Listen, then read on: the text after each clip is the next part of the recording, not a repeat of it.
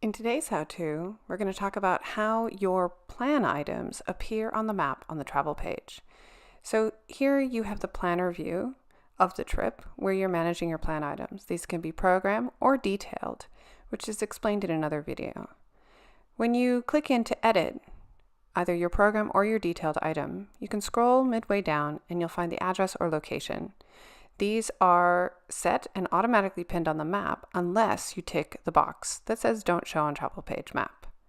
To see how it's going to look for your travelers, click Preview Travel Page and scroll all the way to the bottom. Here you can see all the items that you've pinned, and you can click on them for more details.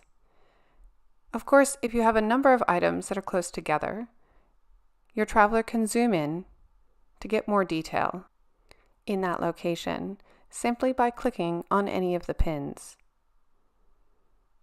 Of course, if you have any issues with what you see on the map, you can always click to edit from the preview of the travel page, jump back into Manage Plan Items, and then edit the relevant plan item and make sure that the location or address is set correctly. It's just that easy.